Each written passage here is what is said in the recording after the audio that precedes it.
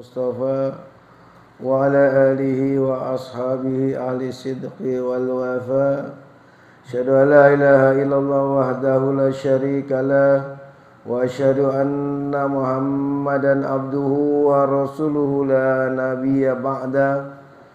Allahumma shalli wa sallim wa barik ala sayyidina Muhammadin Sayyidil Mursalin wa ala alihi wa ashabi ajma'in, amma ba'd.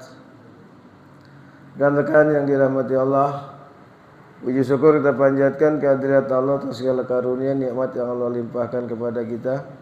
Salawat salam tercurahkan pada junjungan kita Nabi besar Muhammad sallallahu alaihi wasallam.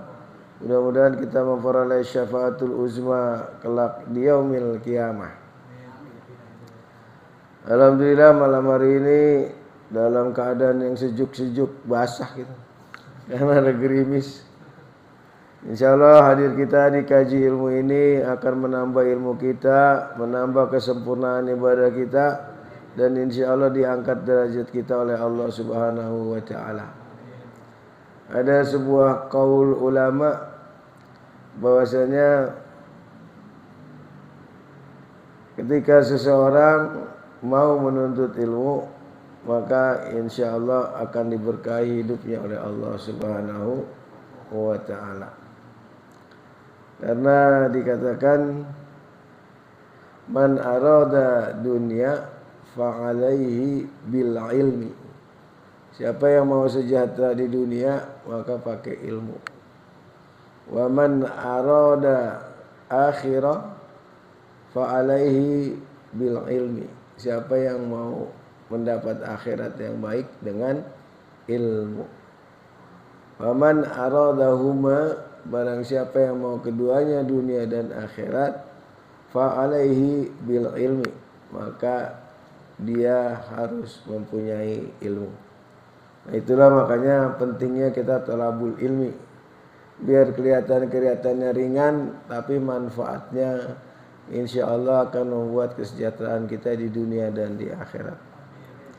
Bahwasanya kita melanjutkan kaji kita di dalam kitab Riyadhus Shalihin, di dalam babul ikhlas, yaitu bab ikhlas wa ikhdarin niat, dan menghadirkan niat. Jadi ikhlas gampangnya begini aja kalau orang ikhlas tuh. Malam makan hamburger, makan sate, pagi-pagi buang air besar, selesai. Ya jangan dipikirin, ya kan, udah buang air besar, oh gua habis makan sate sayang-sayang gitu. Emang ente mau bungkus. Itu orang ikhlas yang gampang ya. Jadi setiap perbuatan karena Allah Subhanahu wa taala. Kemudian menghadirkan niat. Karena kita kalau dalam ibadah, misalnya orang yang sering melakukan sholat nafilah atau sholat sunat, itu dia perlu menghadirkan niat. Karena kalau dia nggak menghadirkan niat, nanti adanya kebiasaannya dia sholat sunnah gitu. Makanya dihadiri niat maktubah, yaitu sholat yang diwajibkan. Di dalam hadis yang keempat, wa qala al-mu'allif rahimahullah ta'ala wa nafa'ana bihi wa bi ulumihi fi darain amin.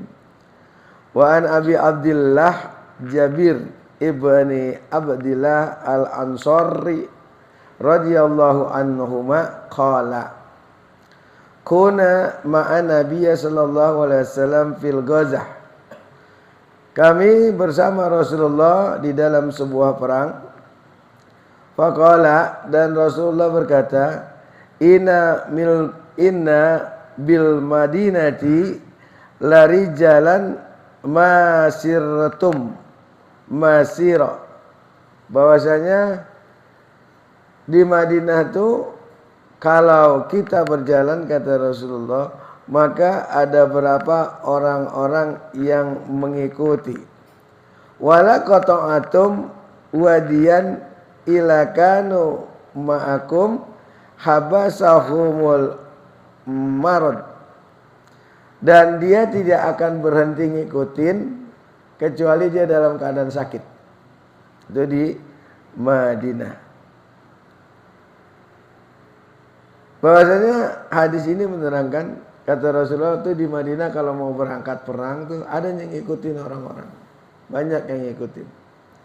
Tujuannya apa? Dia mau membantu peperangan Rasulullah Sallallahu Alaihi Wasallam.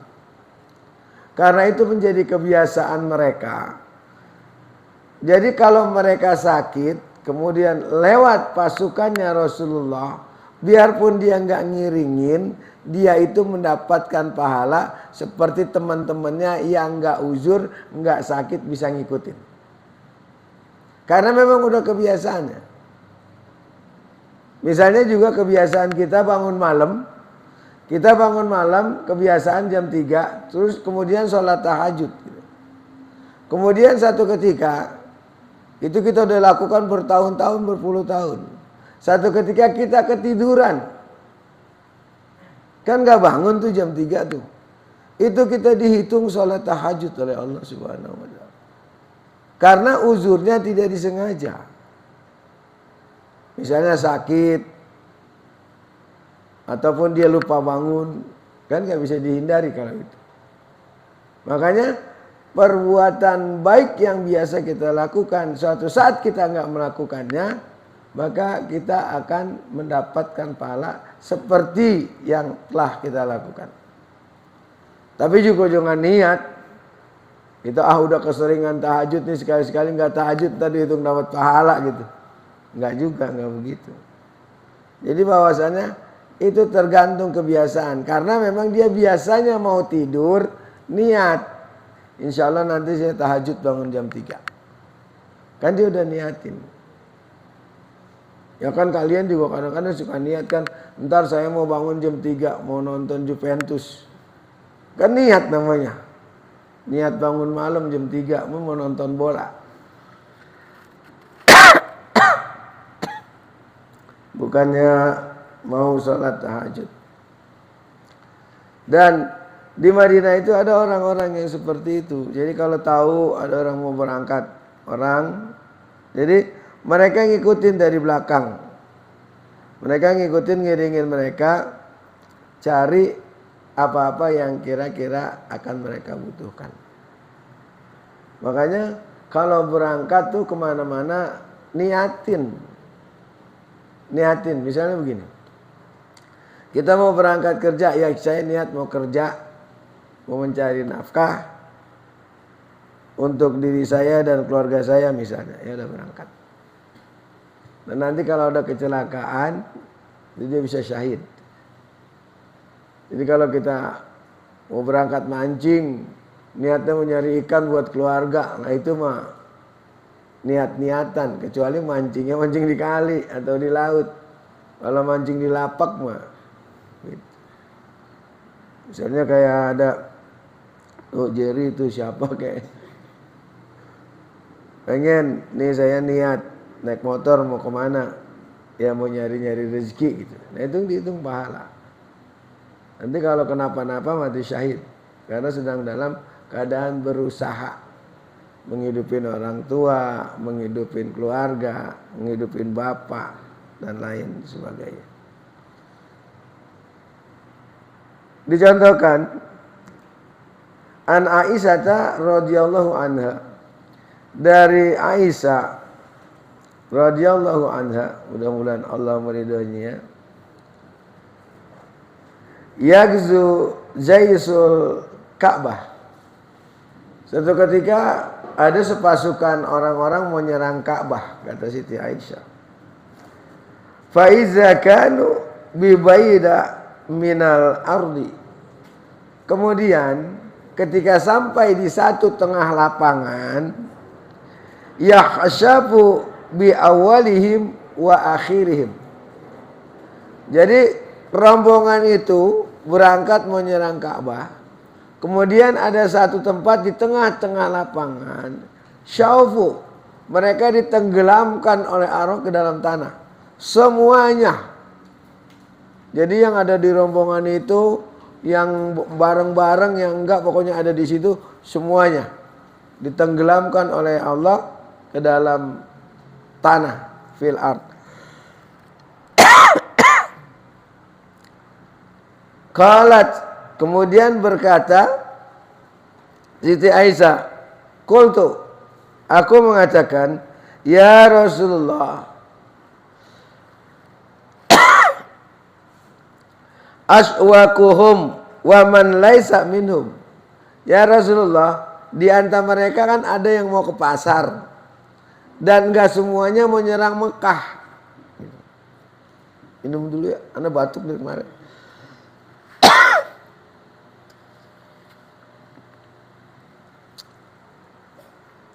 Bagaimana ya Rasulullah? Kenapa kok semuanya ditenggelamin ke dalam bumi oleh Allah? Padahal ada yang mau ke pasar, ada yang bukan dari kelompok mereka. Qala, kemudian kata Rasulullah SAW, yukhshafu bi awalihim wa akhirihim. Mereka ditenggelamkan dari awal sampai dengan yang akhir, yang di belakang. Suma yub'asun, kemudian mereka dibangkitkan. Ba'asa yub'asu, dibangkitkan oleh Allah Subhanahu wa ta'ala ala niyatihim, atas niatnya. Jadi orang-orang yang menyerang Ka'bah itu semuanya di dalam situ, kebetulan kan ketemu orang mau ke pasar, mau ke rumah mertuanya, atau mau jalan-jalan, tapi semuanya yakhshafu, ditenggelamkan oleh Allah, dibenamkan di dalam bumi. Makanya tanya sama Siti Aisyah, lah kan kesian, mereka nggak ikut campur, mereka nggak punya niat jahat. Kata Rasulullah bahwasanya summa yub'asuna ala niyatihim, maka dia dibangkitkan nanti tergantung dari niatnya. Misalnya nih ente nih ya, begitu lagi jalan, tahu-tahu ada orang tawuran, ya kan? Nok SMA 3 lawan SMA 4 misalnya. Tawuran brok, ada yang mati, termasuk ente mati. Ya kan? Termasuk ente mati, meninggal. Kemudian nanti waktu dibangkitkan rame-rame, nah itu ada anak SMA 3, SMA 4 yang pada mati tuh, dibangkitin bareng ente. Mereka nanti dibangkitin, ada yang bawa gear gitu. Ada yang bawa sabuk, palanya gede. Dibangkitin, ente juga dibangkitin, nanti ditemuin sama malaikat. Ditanya sama malaikat, ente kelompoknya SMA mana? Enggak, saya udah lulus SMA. Ya Allah, saya lagi pergi mau ngisi pulsa. Tapi kebetulan ada orang berantem, saya ikut mati.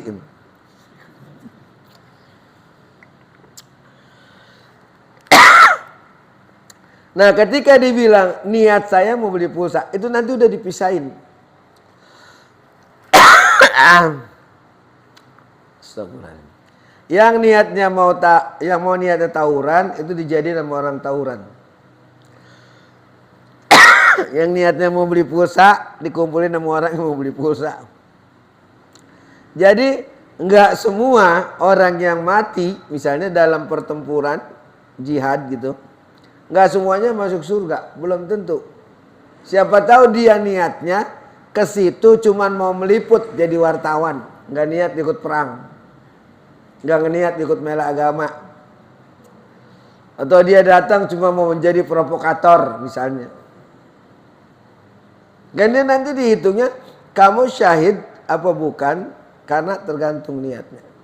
Nah itulah pentingnya niat. Maka di awal, bab awal tuh ada bab niat namanya. Makanya kata Siti Aisyah, ya Allah kesianan juga ya Allah. Orang yang nggak niat mau ngancurin Ka'bah, akhirnya jadi ikut mati gitu. Nanti bagaimana milahnya? Ya milahnya urusan Allah. Nanti malaikat yang milah-milahin. Nggak usah ditanya itu tandanya bagaimana. Enggak, udah ketahuan nanti di sana. Ya kalau dia meninggal, dia mau tawuran enggak, karena apa? Dia kan pakai jaket Shopee, aku udah jelas. Di sana kan dia pakai jaket Shopee, berarti dia lagi nyari duit namanya. Bukan niat mau tawuran. Karena enggak bawa gear, enggak bawa apa gitu. Jadi digambarkan seperti itu, bahwasanya enggak semuanya ketika ada satu kejahatan dia akan masuk ke dalam kejahatan itu. Karena apa? Karena tergantung niatnya. Ya dia niatnya mau ngapain ke situ. Kalau niatnya niat baik, insya Allah nggak jadi masalah. Kalau niatnya niat buruk, nah itu yang akan menjadi masalah di hadapan Allah Subhanahu wa taala. Makanya Rasulullah sallallahu alaihi wasallam ketika ada pengaduan bahwasanya ada cerita satu ketika ada sahabat Rasulullah sallallahu alaihi wasallam dia mau sedekah. Begitu dia mau sedekah, dia taruh duitnya di samping orang gitu. Habis sholat dia taruh aja di samping orang gitu. Jadi niatnya mau sedekah. Kemudian dia pulang. Ketika dia pulang, anaknya datang mau sholat. Nah anaknya datang mau sholat, kemudian anaknya ngambil duit itu. Duit itu diambil. Kemudian dibawa pulang sama anaknya. Terus dikasih tahu sama anaknya, saya dapat duit di tempat ini. Kata bapaknya, itu duit gua. Ngapa lu ambil? Itu buat sedekah. Ngapa lu bawa pulang lagi? Kata bapaknya. Nah ini ditanyakan sama Rasulullah SAW dalam hal itu. Bagaimana kalau orang udah niat mau sedekah, duitnya diambil orang? Maka kata Rasulullah SAW, laka ma nawaita ya Yazid. Bahwasanya bagi kamu apa-apa yang telah kamu niatkan. Walaka dan bagi kamu yaitu anaknya Yazid. Ma akhazta ya Ma'an. Anaknya namanya Ma'an. Bapaknya Yazid. Jadi kata Rasulullah, Yazid, ente udah niat biar tentu duitnya nggak nyampe, tapi ente udah niat. Nah itulah pentingnya niat. Nah buat Yazid kata Rasulullah, dia udah dapat pahala dari niatnya, udah mau nyerahin duit buat sedekah. Dan bagi anaknya ya dapat duit, orang yang dia nemu. Jadi anaknya yang nemuin duit, anaknya dapat duit namanya. Jadi itulah bahwasanya niat itu amat penting. Makanya kalau orang yang nggak ngerti kan begini nih misalnya nih, bulan korban ya, hari raya korban tuh. Misalnya dia mau berkurban, udah dia mau berkurban dia bingung nih, naruh tempat yang kira-kira panitianya jujur kemana kan? Kambing udah disorot sana, sorot sini, dia lihat tak kayaknya dia nggak jujur, pindahin lagi ke masjid ini, musola ini, keliling aja dia. Kan dia nggak ngerti namanya. Padahal dari hadis ini jelas, kalau dia datang ke satu masjid, kemudian dia bilang, ini saya mau kurban, ini kambingnya. Ataupun ini duitnya buat beli kambing kurban. Setelah itu, misalnya panitia yang ngambil itu daging korban, nggak masalah. Dia udah tetap dapat pahala kurban. Nanya ngambil dapat kambing, ya orang dia ngambil kambing ya dapat kambing. Jadi masing-masing rezekinya gitu. Itu halal yang diambil kambingnya. Ya nggak halal orang-orang buat sedekah diambil. Tapi maksud Rasulullah, ya bagian lu ya udah bagian lu kambing, lu nggak dapat pahala, bisa jadi lu dapat dosa.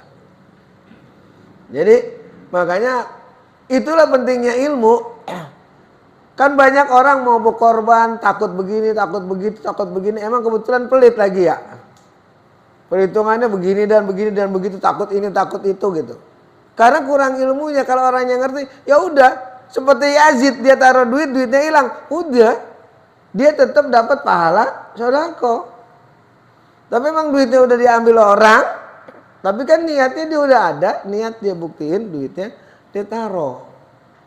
Gitu. Jadi bahwasanya ya itulah kata Rasulullah SAW. Ya Yazid bagimu ya udah sedekahmu. Gitu. Jadi inilah yang diajarkan oleh Rasulullah. Makanya ilmu itu penting. Biar nanti amalan kita itu insya Allah menjadi diterima oleh Allah Subhanahu wa ta'ala. Kan dikatakan di dalam hadisnya Rasulullah SAW, kullu man ghairi ilmi ya'mal a'maluhu mardudotun la tuqbalu.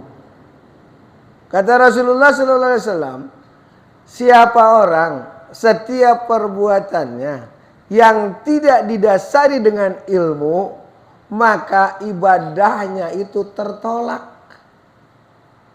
Makanya jangan ngikut-ngikut aja orang sholat, orang ngaji. Lihat dulu apa maknanya, apa tujuannya. Ilmunya mesti ada.